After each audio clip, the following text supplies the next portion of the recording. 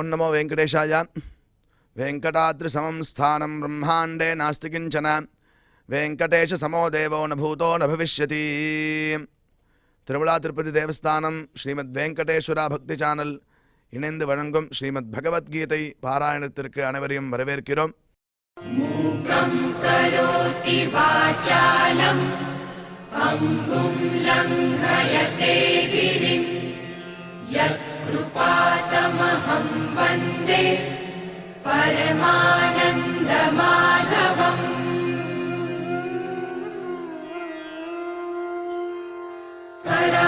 करारविन्देन पदारविन्दम् मुखारविन्दे विनिवेशयन्तम् वटस्य पत्रस्य पुटे शयानम् बालं मुकुन्दं मनसा स्मरामि.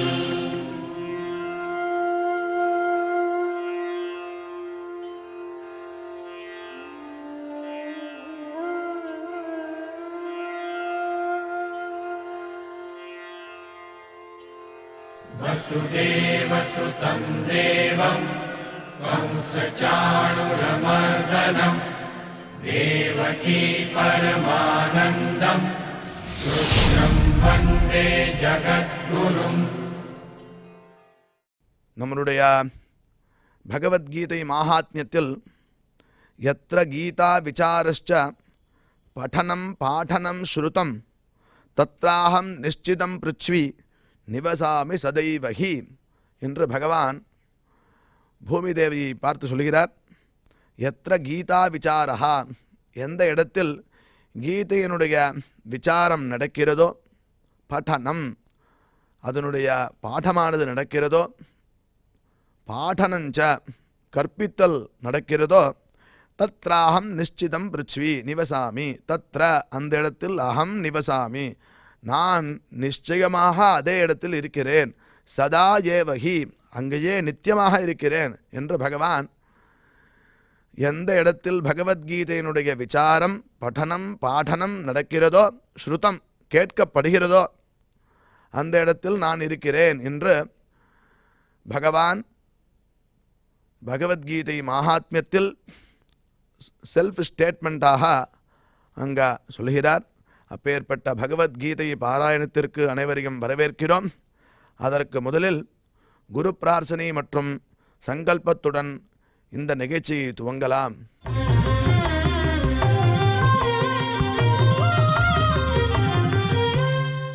ஸ்ரீ குரு பிரார்த்தனா.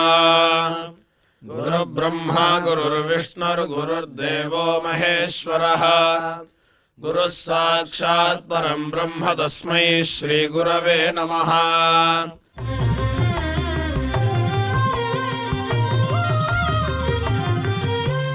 श्रीनिवास प्रार्थना.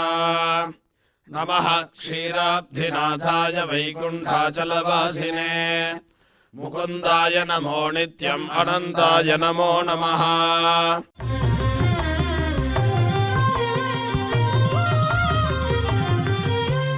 अथ श्रीमद्भगवद्गीता पारायण संकल्पः.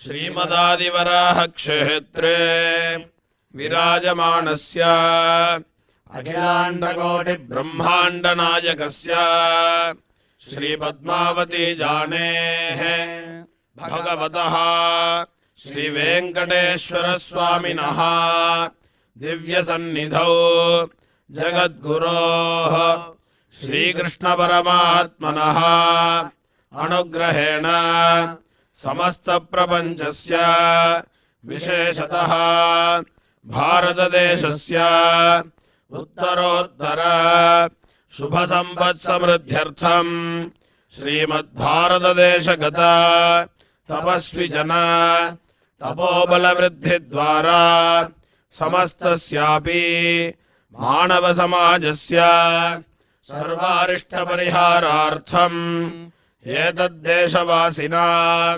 सर्वेषां सज्जनानां योगक्षेमार्थं राष्ट्रविरोधिनां निबर्हणद्वारा जनानां चित्तशान्ति चित्तस्थैर्य सन्तोषादि अभिवृद्ध्यर्थम् एतद्देशवासिना परस्परविद्वेष परस्परनिन्दा परस्परहिंसादीनां निवृत्त्यर्थम् परस्परसौमनस्य सिद्ध्यर्थम् समस्तपापक्षयार्थम् श्रीमन्नारायणप्रीत्यर्थम् श्रीपरमेश्वरप्रीत्यर्थम् श्रीमद्भगवद्गीतायाः अखण्डपारायणम् करिष्यामहे।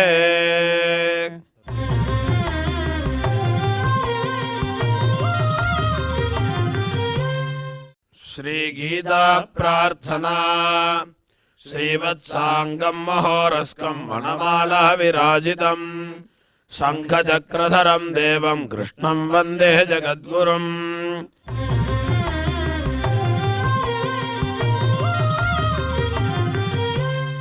पार्थाय प्रतिबोधितां भगवता नारायणेन स्वयं व्यासेन ग्रथितां पुराणमुनिना मध्ये महाभारतम् अद्वैतामृतवर्षिणीं भगवतीम् अष्टादशाध्यायिनीम् अम्ब त्वामनुसन्दधामि भगवद्गीते भवद्वेषिणीम्।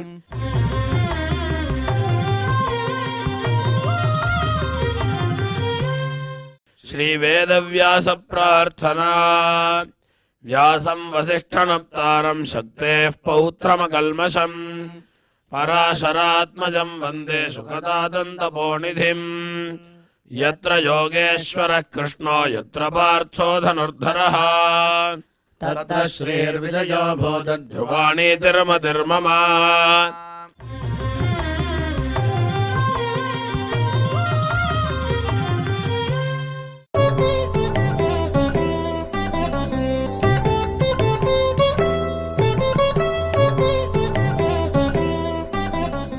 गतिर्भर्ता प्रभुः साक्षी निवासः शरणं सुहृत् प्रभवः प्रलयस्थानं निधानं बीजमव्ययम्। तपाम्यहमहं वर्षं निगृह्णाम्युत्सृजामि च अमृतं चैव मृत्युश्च सदसच्छाहमर्जुन। இப்பொழுது திரு ஊவே அனந்தபத்மநாபாச்சாரியார் சுவாமிகள் இந்த ஸ்லோகங்களுக்கு அர்த்தங்களை நமக்கு விவரிப்பார். அதை கேட்டு மகிழ்வோம்.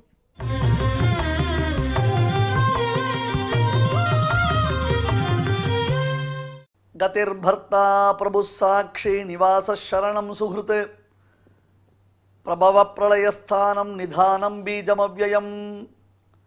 तपाम्यहमहं वर्षं निगृह्णाम्युत्सृजामि च अमृतं चैव मृत्युश्च सदसच्चाहमर्जुन। ஓம் நமோ பகவதே வெங்கடேஷாய. அந்த பகவானை ஸ்தோத்திரம் பண்ணுறது எப்படின்றத தாரை ராமாயணத்தில் காண்பிக்கிறான். இது சொன்னால் எல்லாருக்கும் விசித்திரமாக இருக்கும் இல்லையா? எத்தனையோ மகர்ஷிகள்லாம் ஸ்தோத்திரம் பண்ணிருக்காளே. சுவாமி விஸ்வாமித்திரர் அகம் வேத்வி மகாத்மானம்னு ராமனை கொண்டாடினார். தண்டகாரண்யத்தில் மகர்ஷிகள்லாம் ராமனை கொண்டாடினான். அகஸ்தியர் முதலானவர்கள்லாம் ராமனை ஸ்தோத்திரம் பண்ணிருக்கா. பிரம்மாதிகள் ஸ்தோத்திரம் பண்ணிருக்கா.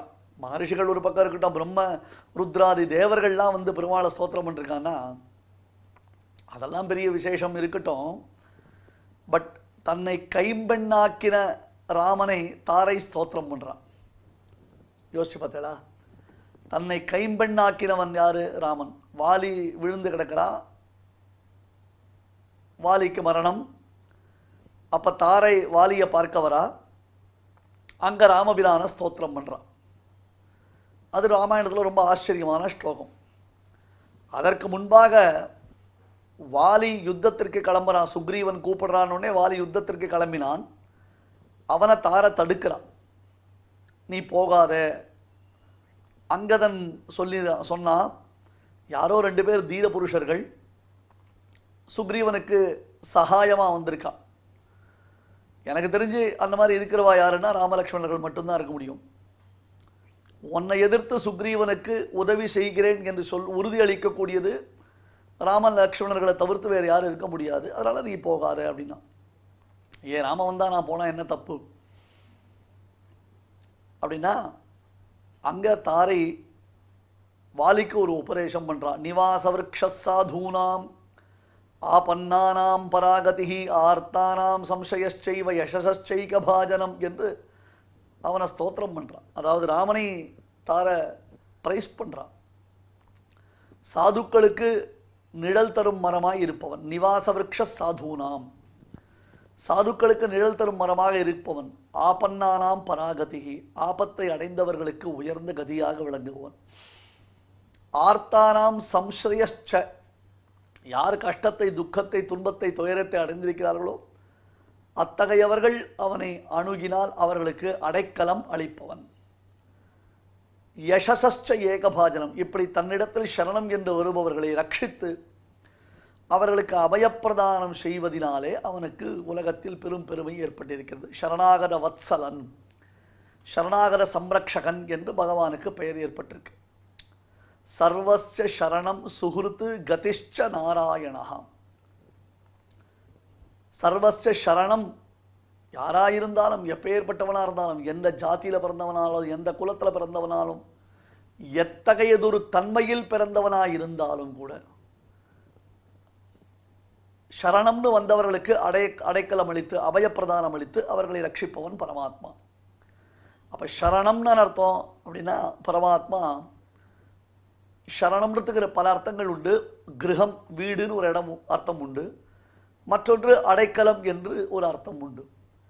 அவனே வீடாகவும் அடைக்கலமாகவும் இருக்கிறான் என்பதை இனி வரக்கூடிய ஸ்லோகங்களினாலே பகவான் காண்பிக்கிறான்.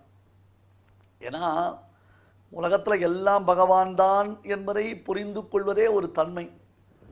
அப்படி புரிந்து கொண்டதை அனுபவிக்கிறது என்பது இன்னும் விசேஷமானது. இப்போ நமக்கு புரியலையா, நம்ம பகவத்கீதை விடாமல் ஒரு நாள் கூட மிஸ் பண்ணாமல் பகவத்கீதை கேட்டுட்டு இருக்கோம். அப்படி கேட்கும் பொழுது நமக்கு தேகத்தை காட்டிலும் ஆத்மா வேறுபட்டது, தேகம் அழியக்கூடியது, ஆத்மா அழியாதது, இந்த மாதிரி எல்லா விஷயங்களும் நமக்கு ஸ்பஷ்டமாக தெரியுது. நாம் நல்லா தெரிஞ்சுதான் இருக்கோம் அதெல்லாம்.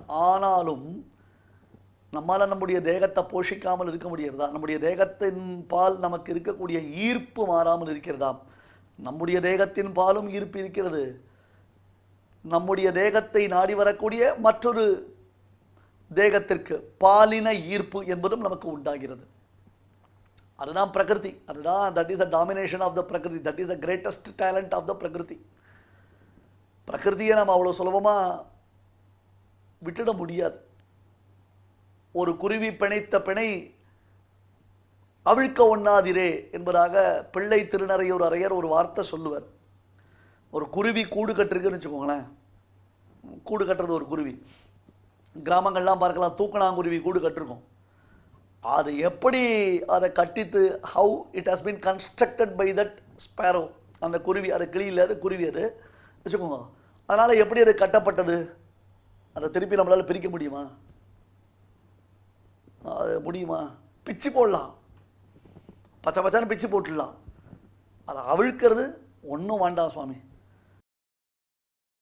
பூணல் போட்டுக்கிறவாளுக்கு இந்த விஷயம் தெரியும். வாத்தியார்கிட்ட பூணல் வாங்கி வச்சிருப்பா.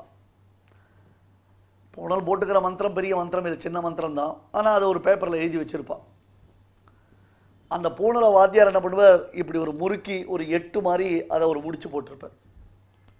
ரெட்டை ஜடை, கல்யாணம் ஆனவாளுக்கு 2 பூணல் போட்டுக்கணும். ரெட்டை ஜடை பூணல் இருக்கும். அதில் அந்த பூணலை அதை பிரிக்கணும். அதை பிரித்து இப்படி சுற்றினா அது தானாக பிரியும். அந்த இடத்துல நமக்கு பொறுமை போயிடும். பொறுமை இருக்காது, துளி கூட இருக்காது. என்ன பண்ணுவோம், வேகமாக அந்த பூணலை பிரிப்போம் பாருங்க. என்னென்னா அதுவும் அவசரம். அன்றைக்கி ரொம்ப லேட்டாக இருக்கும், ஆஃபீஸுக்கு சீக்கிரம் போகிற மாதிரி ஒரு சுச்சுவேஷன் இருக்கும் நமக்கு. ஆனால் பூணல் போட்டுக்கணும். பழைய பூணல் பழையசாயிடுத்தோ என்னமோ காரணம், அதனால் பூணல் மாற்றிக்கணும் வச்சுக்கோங்க. பூணல் மாற்றிக்கொள்ள வேண்டும். போட்டுக்கணும்னா இது மாதிரி போட்டுக்கலன்ற மாதிரி தப்பாக அர்த்தம் போயிடும். அந்த பூணலை மாற்றிக்கொள்ள வேண்டும். ஸோ அதை பிரிக்கணும்னா அந்த ஒரு செகண்டில் நம்ம வி லாஸ்ட் அவர் பேஷன்ஸ் போயிடும். அதை விட்டுடுவோம் நம்ம. அதனால் சிக்கிக்கும், அதை பிரிக்க முடியாது. இன்னும் டைம் ஆகும், இன்னும் எரிச்சல் வரும், கடுப்பு வரும், சாபம் அப்படின்னு தூக்கி போடுவோம். ஒரு சாதாரண விஷயம், கொஞ்சம் ஒரு செகண்ட் வெயிட் பண்ணினோன்னா அது ஈஸியாக நம்ம பண்ண முடியும். ஒன்றும் இல்லை, ஒரு பால் பேக்கெட் வாங்கி அதை டெய்லி தான் கட் பண்ணுறோம். அந்த கட் பண்ணி அந்த பேக்கெட்டில் இருக்கிற பாலை கீழே சிந்தாமல் பாத்திரத்தில் நம்மளால் பொறுமையாக சேர்க்க முடியறதா? இதெல்லாம் சின்ன சின்ன சின்ன விஷயங்களை அப்சர்வ் பண்ணி பாருங்க. நாம் எந்த அளவுக்கு பேஷன்ஸ் லூசர்ஸ் அப்படின்னு நமக்கு தெரியும். எந்த அளவுக்கு நாம் பொறுமை இழந்து கொண்டிருக்கிறோம் என்பதை நாம் அறியலாம். இப்போ நமக்கு அது சப்ஜெக்ட் இல்லை. ஒரு குருவி பிணைத்த பிணை நம்மால் அவிழ்க்க போகாதிரு. ஒரு குருவி கூடு கட்டினாலேயே அதை பிரிக்க முடியாது, அவஸ்தைப்பட்டு இருக்கோம்.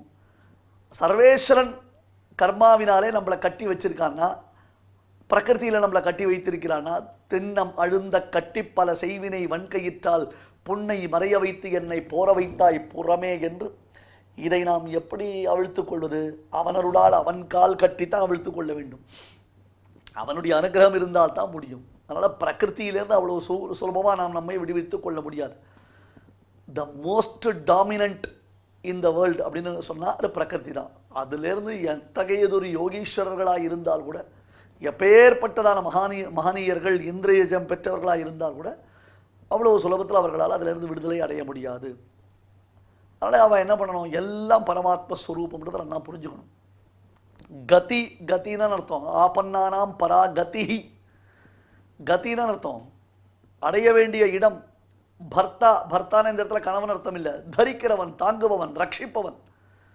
சாட்சி, சாட்சினா எல்லாவற்றையும் நேரில் காண்பவன். நிவாசகா, வீடு முதலானவைகளுக்கு அவன் தான் காரணபூதனாக இருக்கிறான். ஷரணம், ஷரணம்னா கதியற்றவர்களுக்கு அவன் தஞ்சம். அருள் வரதர நிலையிலக்கில் அம்பு என நான் அமிழ்ந்தேனே, அம்பு என நான் அமிழ்ந்தேனே. அந்த லட்சியத்தில் போய் அம்பு சொருகிற மாதிரி பகவானுடைய திருவடியில் போய் விழறோம். நம்மாழ்வார் நம் திருவேங்கடமுடியார் ஸ்ரீனிவாசன் திருவடிகளில் சரணாகதி செய்யும் பொழுது புகழ் ஒன்று இல்லா அடியேன் உன் அடிக்கீழ் அமர்ந்து புகுந்தேனே என்று திருவேங்கடமுடியானுடைய திருவடிகளை தவிர்த்து, ஸ்ரீனிவாசனுடைய திருவடிகளை தவிர்த்து நமக்கு வேறு எதுவும் புகழ் இல்லை என்று காண்பிக்கிறார். சுஹ்ருத் என்றால் அர்த்தம் வெல்விஷன் அர்த்தம். நம்மிடத்தில் அத்தியந்தம் பிரேமை உடையவன், நம்மை மிகவும் விரும்பக்கூடியவன் சுஹ்ருத். பிரபவ பிரளயஸ்தானம், பிறப்பிடம் இறப்பிடம் இவை எல்லாவற்றிற்கும் காரணம். அதாவது நிதானம், அடுத்தது உண்டாவது அழிவது, அவ்யயம் பீஜம், வீணாக போகாத விதை, இவை அனைத்தும் நான் அகம் என்று பரமாத்மாவோடு செய்கிறான். அதாவது அவரவர்களாலே அடையப்படக்கூடிய பொருள், ஒவ்வொருத்தருக்கும் ஒன்று ஆசை, ஒவ்வொருத்தரும் ஒரு விஷயத்தை ஒரு வஸ்துவை போய் அடையலாம்.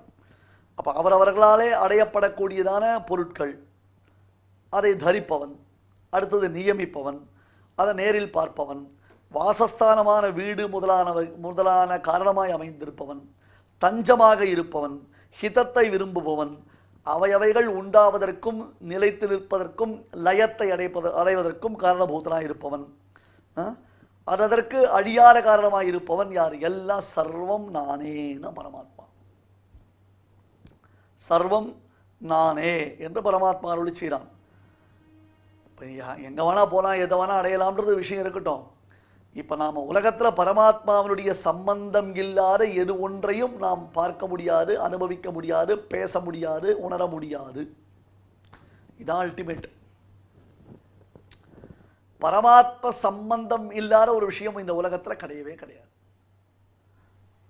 இது இந்த தத்துவத்தை புரிஞ்சுட்டு இந்த தத்துவத்தை உணர்ந்து அதன் வழி நடக்கிறதுன்றது ரொம்ப ரொம்ப கஷ்டம், கொஞ்சம் சங்கடம் தான். அதை மக்கள் அவ்வளோ சுலபத்தில் புரிந்து கொள்வது கஷ்டம். சாமானியர்களில் மகா யோகிகள் கூட அதை புரிஞ்சுக்கிறது கஷ்டம். சில சமயம் புரிஞ்சாலும் புரிஞ்சிடும், ஆனால் அதை எந்த வழியில் நம்ம நடத்துறதுன்றது நமக்கு இன்னுமே சங்கடத்தை உண்டு பண்ணும். கதிஹி பர்த்தா பிரபு சாட்சி நிவாசா ஷரணம் சுஹ்ருத்து பிரபவ பிரளயஸ்தானம் நிதானம் பீஜம் அவ்யயம். ஒரு விதை நெல் இப்போ கொடுக்குறா பாருங்க, அரசாங்கம் விதை நெல் கொடுக்கறது அப்படின்றான். நெல்லிலேயே 2 விதமாக நெல் இருக்கும். ஒன்று நாம் சமைத்து சாப்பிடுவதற்காக ஏற்படுத்துவது, மற்றொன்று விதை நெல் அப்படின்னும். அந்த விதை நெல் மக்கி போயிடுது, ரொம்ப பழைசாக போயிடுது, அதில் சத்தே இல்லை, அதில் உசுரே இல்லை. நீ அந்த விதை நெல்லை கொண்டு போய் விதைச்சு அழுத்தி பார்த்தேன்னா அந்த விதை நெல் உனக்கு மேலே கொண்டு முளைக்குமா? முளைக்காதே. அதில் ஒரு உயிரோட்டம் இருக்கணும். நீ நல்ல பூமியில் தான் விதைச்ச, தினந்தோறும் அதுக்கு ஜலம் குத்துற, கண்ணு கருத்தமாக பார்த்துக்கிற, அது மேலே வெயில் அதிகமாக படாதபடி பந்தெல்லாம் அமைத்து தான் நீ காப்பாற்றி கொண்டிருக்கிறாய். ஆனால் என்ன பிரயோஜனம்? ஏன்னா அந்த விதை நெல்லுக்கு வீரியம் இல்லைன்னா பிரயோஜனம் இல்லை. ஒரு நெல் விதை முளைக்கிறது என்றால் அதற்கு பகவான் தான் காரணம். அதே மாதிரி தான் ஒரு ஆண் ஒரு பெண்ணினிடத்தில் குழந்தையை எதிர்பார்க்கிறான் என்றால் அங்கே பகவத் சங்கல்பம் என்பது இருக்கணும். அந்த ஆண் அந்த பெண் இவர்களுடைய சேர்க்கையினாலே ஒரு புத்திர சந்ததியானது ஏற்பட வேண்டும் என்று எம்பெருமானுடைய சங்கல்ப விசேஷம் இருந்தால்தான் அது சித்திக்கும். எம்பெருமானுடைய சங்கல்ப விசேஷம் இல்லைன்னா அது சித்திக்கவே சித்திக்காது. இப்போ எல்லாம் எதை குறிக்கிறது? அவனைத்தான் குறிக்கிறது. எப்படி குறிக்கிறது? நேற்றைய நிகழ்ச்சியில் நாம் பார்த்தோம். ஷரீர வாச்சகமான சப்தங்கள் அனைத்தும் ஷரீரியை தான் குறிக்கிறது. ஒரு ராஜா இருக்கான். அந்த ராஜாவுக்கு ஒருத்தர் ஷால்வை அணிவிக்கிறார், ஒரு மாலையை கழுத்தில் போடுறார். இதில் யார் சந்தோஷப்படுறா? ராஜாவுடைய தேகத்திற்கு அலங்காரம் பண்ணுறார். ஒரு பதவியில் இருக்கிறவாவை திறந்த உடனே அவருக்கு ஒரு மாலையை போட்டு அவருக்கு ஒரு ஷால்வை அணிவிக்கிறது நம்ம பார்க்கிறோம். இல்லையோ பொன்னாடை போர்த்துதல் அப்படின்னு சொல்கிறாலும் இல்லையோ, அதை பண்ணினா யாருக்கு மகிழ்ச்சி உண்டாருது? இந்த தேகத்திற்கு மகிழ்ச்சி உண்டாருது அப்படின்னு நினச்சிட்டு இருக்கோம். நம்ம தேகத்தை அலங்கரிக்கிறோம், ஆனால் தேகத்திலான மகிழ்ச்சி யாருக்கு உண்டாருது? ஆத்மாவுக்கு தான் உண்டாருது. அந்த மாதிரி இந்த தேகம் ஷரீரம்ன்றது பிரகிருதி பிரதானம், சூக்ஷ்ம சித் அச்சித் இவற்றுடன் சேர்ந்தது. அது அப்படியே ஸ்தூல ரூபமாக பரிணமிக்கிறது. ஸ்தூலம்னு அர்த்தம் நாம ரூபம். நாம ரூபம்னா பெயர் உருவத்தை அடையக்கூடியதாய் அது பரிணமிக்கிறது. இந்த வித்தியாசங்கள்லாம் சுவாமி ராமானுஜருடைய பிரம்மசூத்திர வியாக்கியானம், வேதார்த்த சங்கிரகம், இப்போ இங்கே கீதா பாஷ்யம், இவை எல்லாவற்றிலும் ரொம்ப அழகாக தெளிவாக சொல்லப்படுகிறது. அடுத்த என்ன சொல்றார்? தபாம்யஹம் அஹம் வருஷம் நிகிருணாம் யுத்ஸ்ருஜாமி ச அமிர்தம் செய்வ மிருத்யுஷ்ச சதசச்சாஹம் அர்ஜுன. ஹே அர்ஜுனா, அர்ஜுனனா இந்த இடத்துல சாத்வீகமான கர்மாக்களை செய்பவன், கர்மயோகத்தை ஸ்ரத்தையாக செய்யக்கூடிய ஆஸ்தை உடையவன்.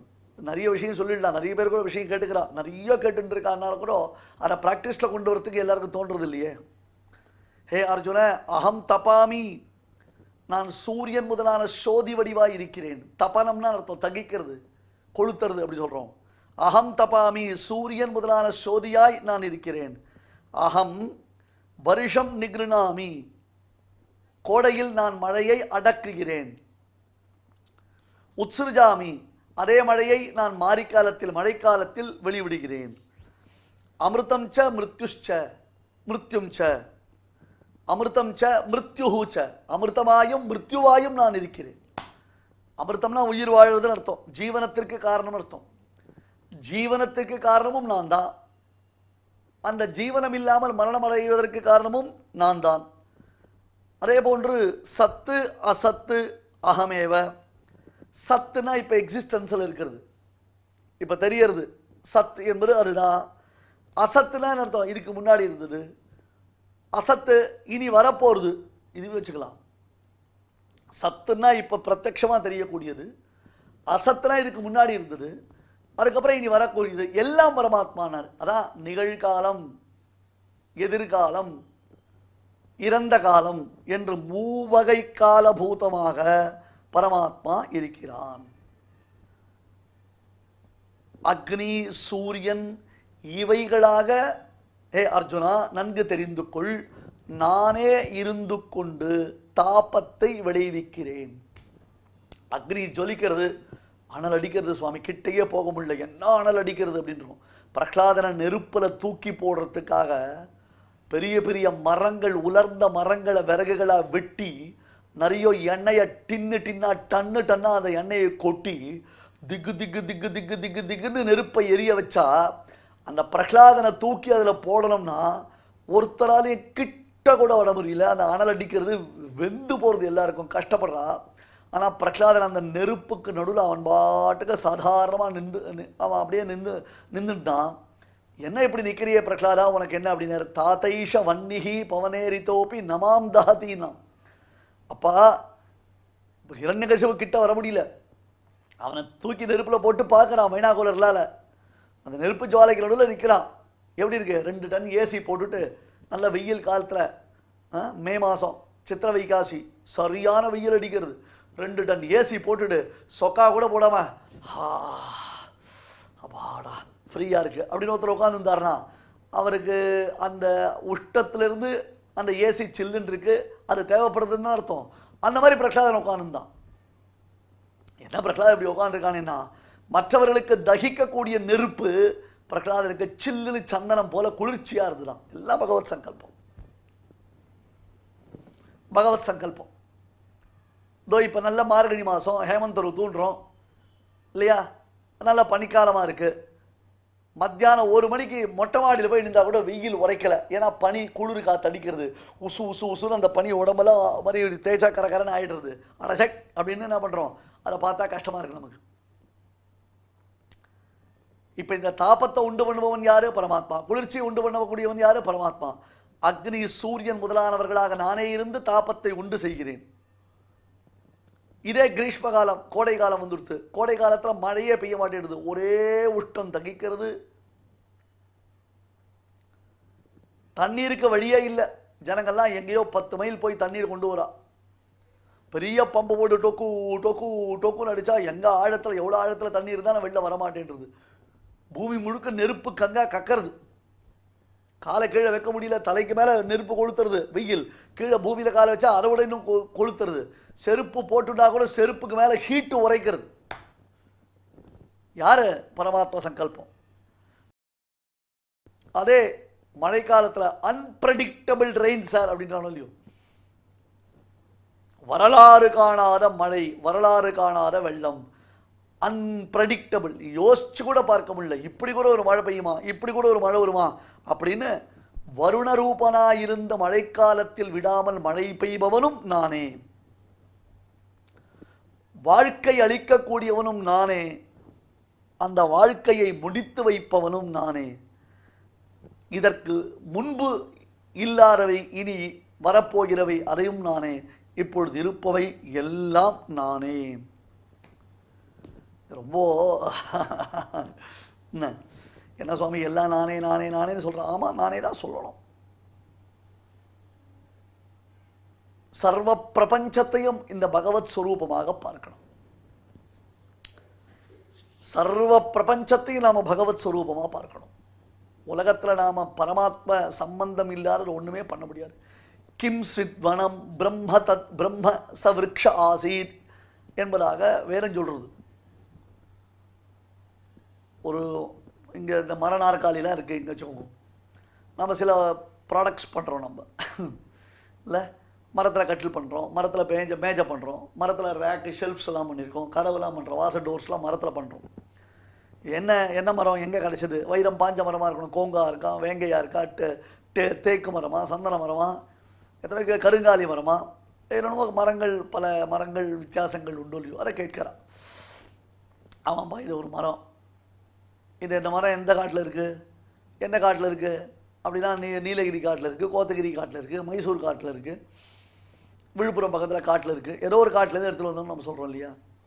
ஏதோ ஒரு காட்டில் ஏதோ ஒரு மரமானது இருந்தது.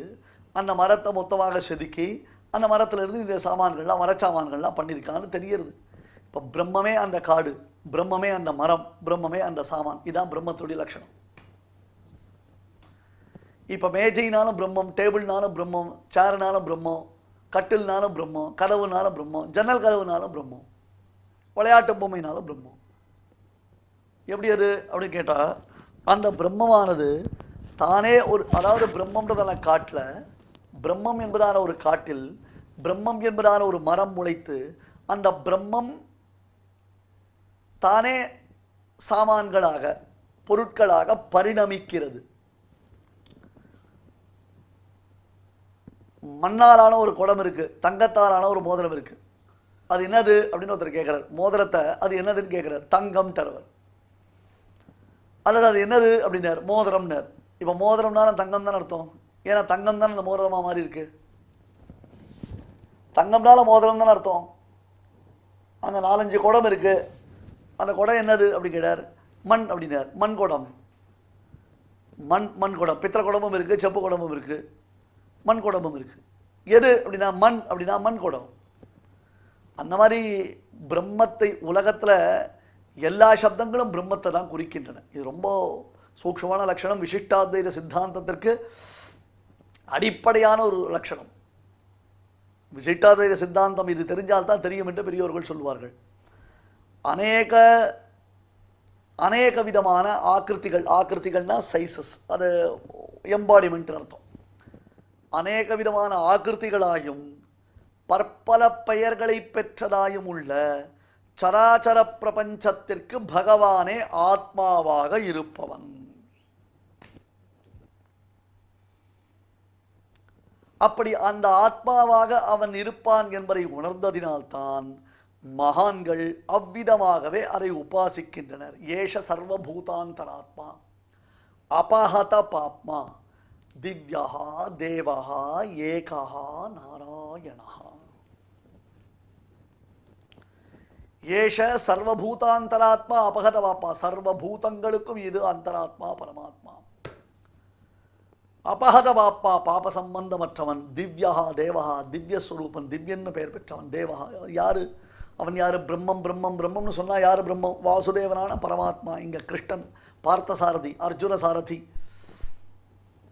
அவன் தான் பிரம்மம், அவன் தான் பரபிரம்மம், அவன் தான் பரமாத்மா, அவன் தான் சர்வேஸ்வரன். இது அத்தனைக்குள்ளே இப்போ நீ பார்க்குற எல்லாவற்றிற்குள்ளேயும் அவன் தான் இருக்கான். அவனின்றி தேனவினா திருணமப்பி ந சலதி, அவனின்றி ஒரு அணுவும் அசையாது. அவன் இல்லாமல் உலகத்தில் எதனுடைய இயக்கமும் கிடையாது. நீ எதையும் பார்க்க முடியாது, எதையும் தெரிஞ்சுக்க முடியாது, எதையும் ஒரு காரியம் பண்ண முடியாது. எல்லா சர்வம் கல்விதம் பிரம்ம அப்படின்னு சொல்றது. சர்வம் கல்விதம் பிரம்மன் அர்த்தம், எல்லாம் பிரம்மம் அப்படின்னா அர்த்தம் அந்த பிரம்மம் அதற்குள்ளே அந்தராத்மா இருக்கு. இதை மகான்கள் உணர்கிறார்கள். பிரகலாதன் பார்த்தானே சுவாமி, நிற்கின்றதெல்லாம் நெடுமால் என்று பார்த்தானே. இந்த புல்லுல பார்த்தா, இந்த விருட்சத்தில் பார்த்தா, இங்கே இருக்கக்கூடிய table, chair, watch, phone, computer, tape recorder, camera, எல்லாத்துக்குள்ளேயும் பரமாத்மா ஸ்வரூபத்தை பார்த்தோம்.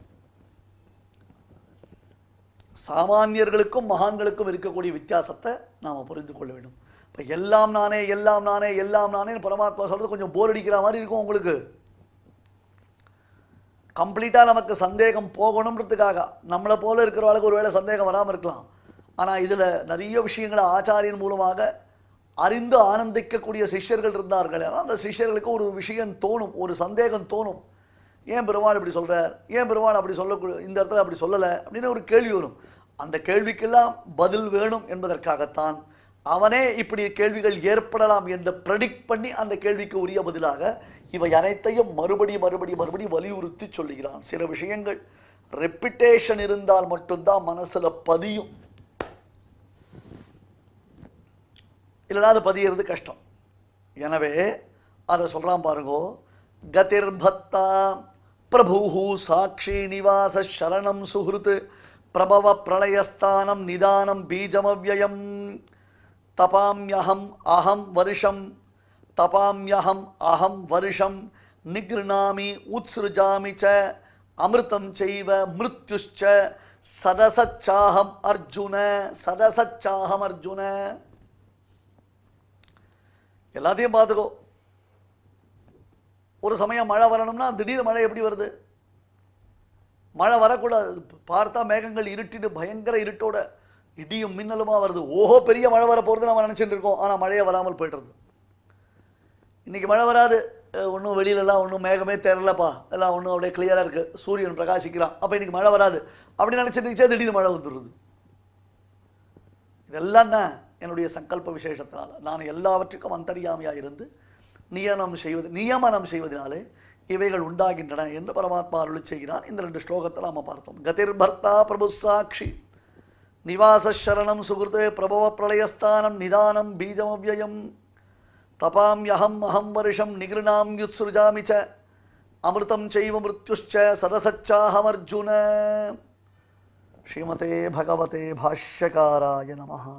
இப்பொழுது அடியேன் சொல்றத எல்லாரும் திருப்பி சொல்லுங்க.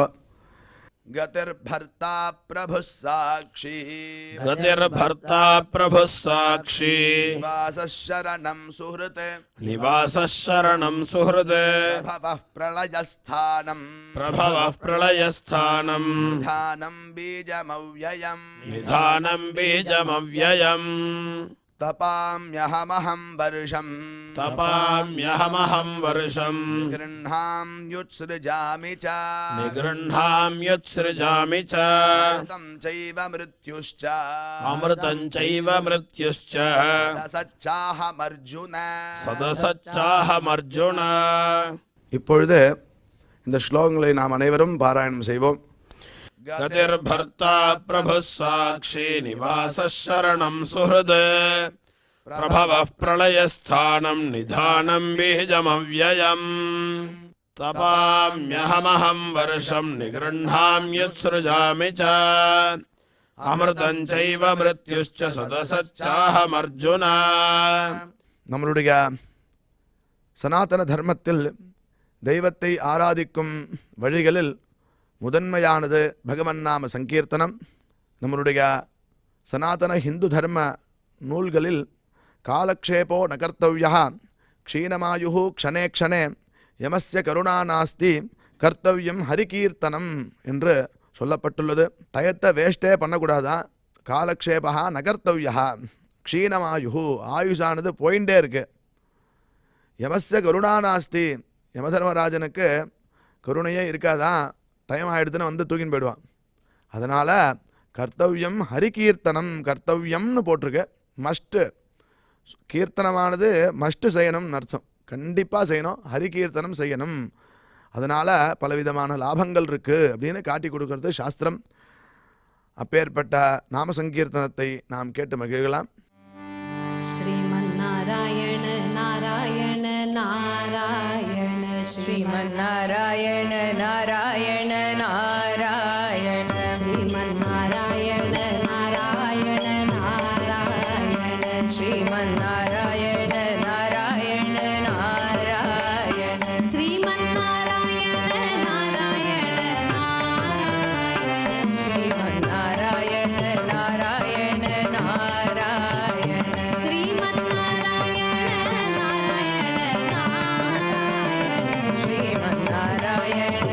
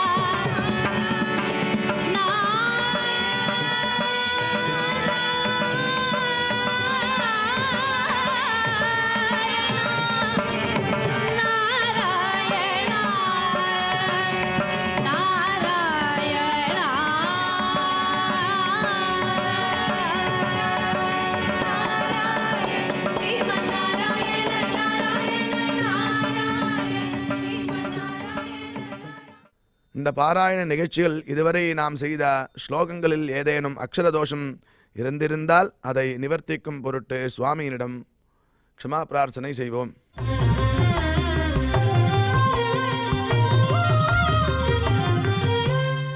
अथ क्षमा प्रार्थना यदक्षरपदभ्रष्टं मात्राहीनं च यद्भवेत् तत्सर्वं क्षम्यतां देव नारायण नमोऽस्तु ते।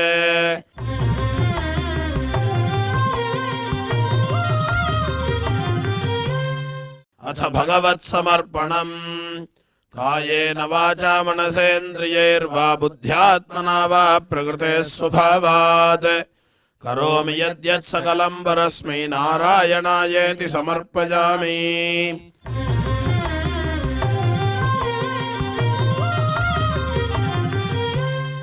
अथ लोकक्षेम प्रार्थना सर्वे भवन्तु सुखिनः सर्वे सन्तु निरामयाः सर्वे भद्राणि पश्यन्तु मा कश्चित् दुःखभाग् भवेत्. சுவாமியினுடைய பரிபூர்ண அருள் கிடைக்க வேண்டி மங்களாசாசனத்துடன் இன்றைய நிகழ்ச்சி நிறைவு பெறுகிறது. நாளை மீண்டும் இதே நிகழ்ச்சியில் சந்திக்கலாம். ஓம் நமோ வெங்கடேஷாய.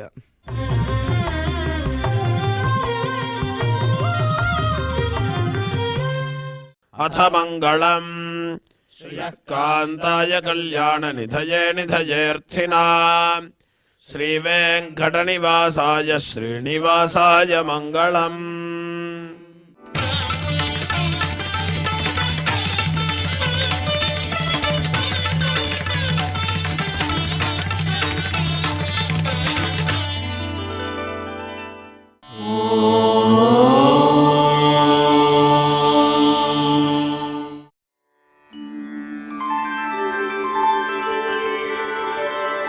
विना वेङ्कटेशं ननाथो ननाथः सदा वेङ्कटेशं स्मरामि स्मरामि हरे वेङ्कटेश प्रसीद प्रसीद प्रियं वेङ्कटेश प्रयच्छ प्रयच्छ।